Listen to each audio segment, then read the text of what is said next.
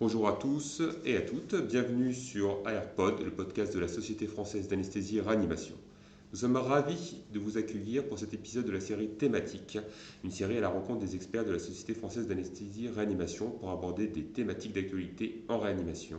Aujourd'hui, nous sommes à la SFAR, Porte-Maillot 2024, et nous avons donc l'honneur d'accueillir le professeur Julien Picard de Grenoble, qui va nous parler donc de son topo, à savoir développer son leadership, briefing, communication, débriefing. Bonjour Julien.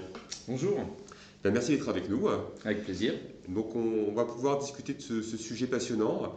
D'abord, est-ce que tu pourrais nous donner la définition du leadership?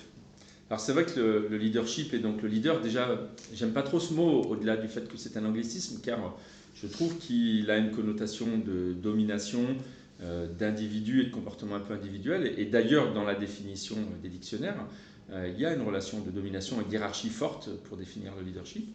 Mais en fait, un leader, si on souhaite le définir, c'est un guide, c'est quelqu'un qui va accompagner, qui va orienter et qui va s'assurer de la sécurité de son équipe.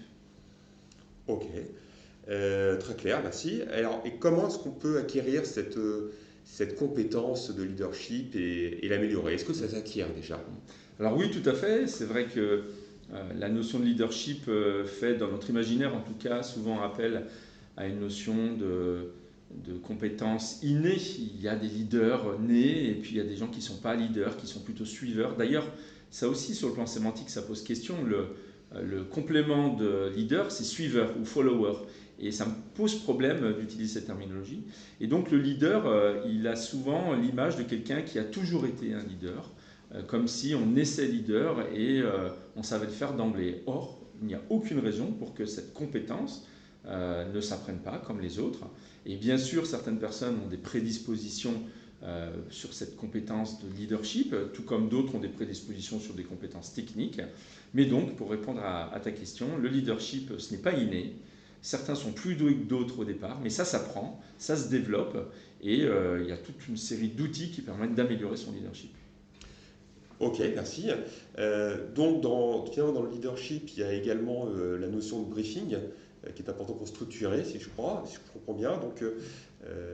Comment est-ce qu'on fait un briefing et à quoi ça sert? Alors c'est vrai que si j'ai défini un leader comme un guide qui va accompagner, orienter, diriger son équipe et assurer sa sécurité, effectivement il y a des éléments techniques, des outils dans l'exercice de ce leadership. Le fait de pouvoir faire un briefing c'en est un. Le briefing, c'est finalement un partage d'informations avant une situation, en particulier avant une situation critique. Et ce partage d'informations, il permet d'échanger avec les membres de l'équipe des informations pertinentes, mais il permet aussi de s'assurer de la motivation de chacun, de déterminer quels vont être les rôles respectifs des différents membres de l'équipe.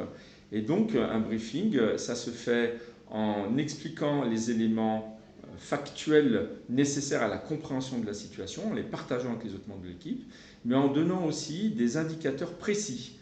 Je m'explique, on peut dire par exemple, on va accueillir un patient polytraumatisé, notre objectif c'est de l'équiper et d'être au scanner dans 30 minutes. Ou alors on va s'occuper d'un jeune en détresse respiratoire, notre objectif c'est qu'il soit intubé 2 minutes après son arrivée. Donc le briefing c'est capter l'attention de tout le monde, partager des informations, s'assurer de la motivation et de la conscience situationnelle partagée, on en reparlera peut-être de cette notion de conscience situationnelle, pour que l'équipe soit en cohésion et orientée vers un objectif commun. C'est ça, je dirais, l'objectif du briefing. Très bien, merci. On sent bien que la communication est vraiment un point clé du briefing. Et finalement, comment est-ce qu'on travaille cette communication? Comment est-ce qu'on doit la faire dans son quotidien et a fortiori en cas de crise? Alors effectivement, la communication, c'est la pierre angulaire de la compétence de leadership, mais pas que de leader d'ailleurs, je dirais dans toutes les compétences et tous les postes d'une équipe, la communication elle est essentielle. J'utiliserai un terme pour qualifier cette communication, elle doit être professionnelle.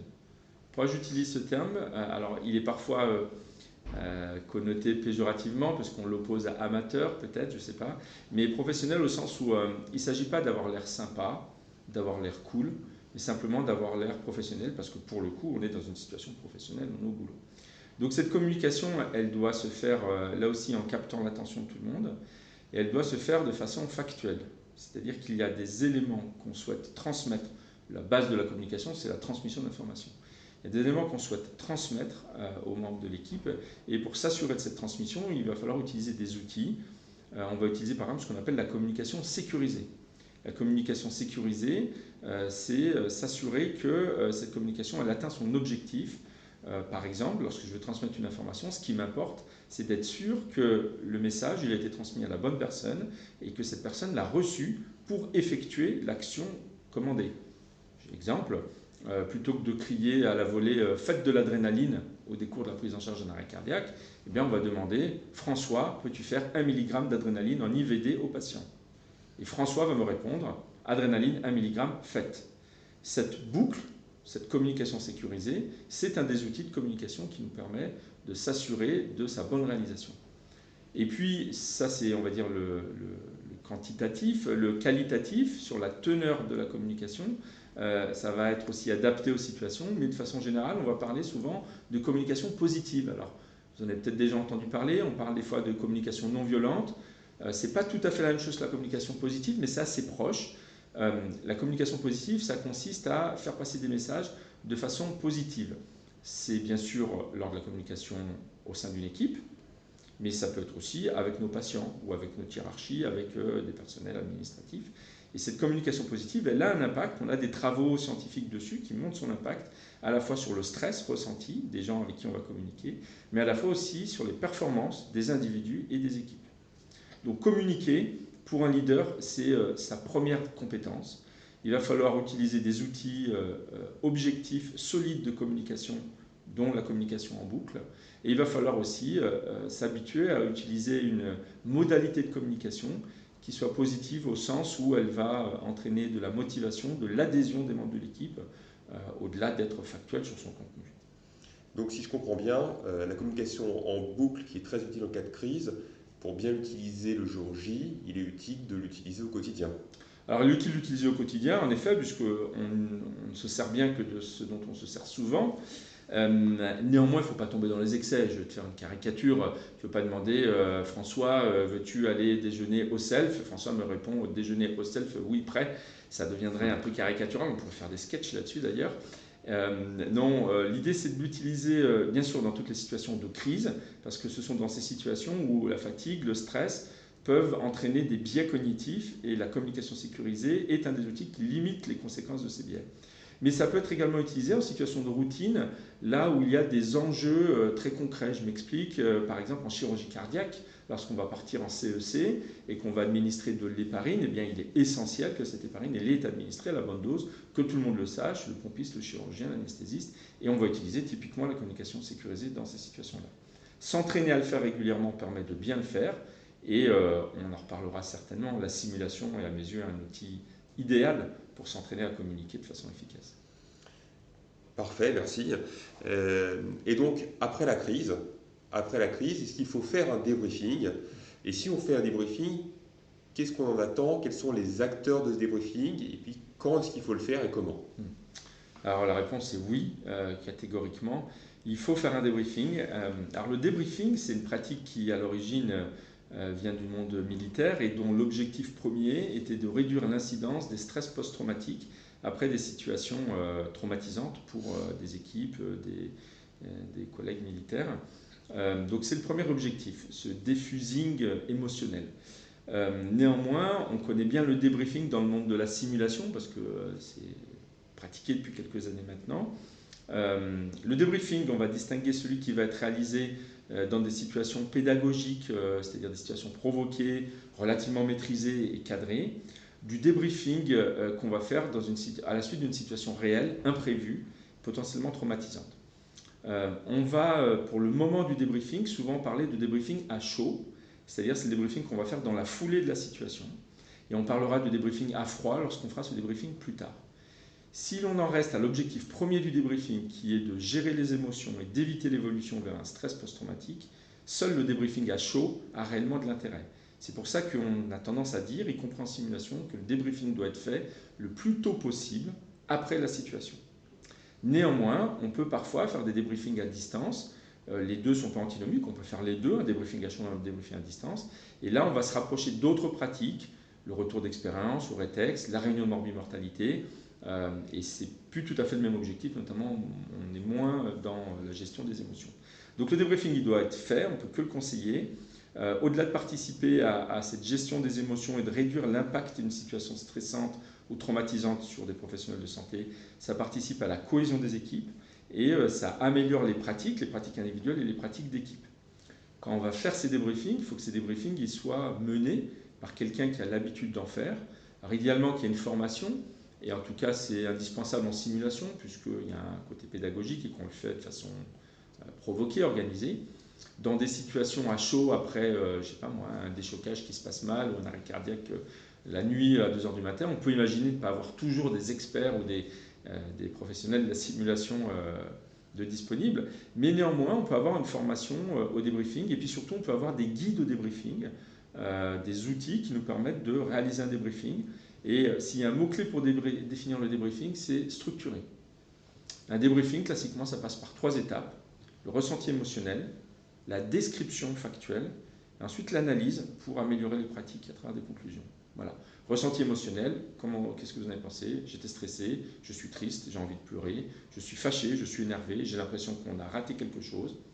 Puis description factuelle, pour se mettre d'accord sur le contenu, sans interpréter, uniquement en décrivant.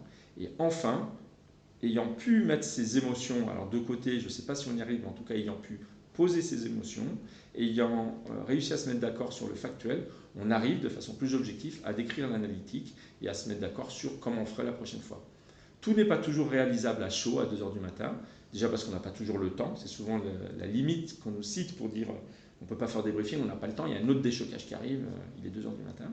Ok, mais en tout cas, le retour émotionnel et la description factuelle, ça ne prend pas beaucoup de temps et on peut tout à fait, ayant posé cela à chaud, différer à plus tard une analyse ou une rediscussion. Mais on aura déjà descendu le degré d'impact émotionnel et on aura tous les outils pour vivre au mieux les conséquences de la situation potentiellement traumatisante. Merci, donc vraiment un moment très important de la communication d'équipe et de la cohésion d'équipe. Tu nous parlais de la simulation, donc comment est-ce qu'on peut utiliser cet outil dans finalement la construction du leadership d'équipe et surtout sur comment arriver à mener une communication efficiente? Alors en effet, la simulation est, j'en suis persuadé, je ne suis pas le seul, un outil quasiment idéal pour apprendre et s'exercer à développer ces compétences-là. Pourquoi? Parce que déjà, on a une certaine maîtrise. Quand on va faire une séance de simulation, on maîtrise certains paramètres. On est capable d'instaurer une sécurité, alors sécurité vis-à-vis du patient, puisqu'il n'y a pas de patient réel, et sécurité au moins relative, émotionnelle vis-à-vis des participants, des apprenants. Je dis au moins relative, parce que quand on va faire de la simulation, il y a un certain nombre de règles, la confidentialité, l'absence de jugement personnel, le respect, tous ces éléments-là vont participer à mettre tout le monde sur la même longueur d'onde. On est là pour progresser, on est là pour s'améliorer. Donc déjà, la simulation a cet intérêt. Deuxièmement, on va pouvoir créer à volonté des situations, parfois des situations critiques, simulées, qui permettent de s'exercer, soit des situations rares, soit des situations pas si rares que ça, mais tellement aiguës que lorsqu'elles nous arrivent, on a du mal à les débriefer, de par la composante émotionnelle notamment. Enfin, on va pouvoir, au cours du débriefing de la séance de simulation, décomposer les différents aspects de la prise en charge et de la compétence, les différents aspects du leadership, et on va pouvoir mettre en situation des individus, des apprenants, qui dans la vie réelle n'auraient jamais été dans ces situations. On a vécu trop longtemps en considérant que le leader, c'était forcément le plus capé. Donc c'était un homme, le plus vieux de l'équipe, quasiment, le plus expérimenté, j'ose pas dire celui qui avait la plus grande gueule, et c'était lui le leader, c'était le chef. On confondait un peu tout. Or, comme je vous l'ai dit dès le départ, un leader, c'est un guide qui va accompagner, s'assurer de la sécurité émotionnelle et qui a des compétences de communication. Donc, si on veut former des leaders, il faut apprendre à ces jeunes, dans le cursus de nos études de professionnels de santé, à être dans cette position. Le leader, ce n'est pas un statut définitif, c'est une position, c'est une fonction pendant une prise en charge donnée de patient. Et si jamais on utilise la simulation, on peut tout à fait imaginer proposer à un interne, en 2e, 3e semestre, d'avoir le rôle de leader sur une situation, par exemple, d'arrêt cardiaque.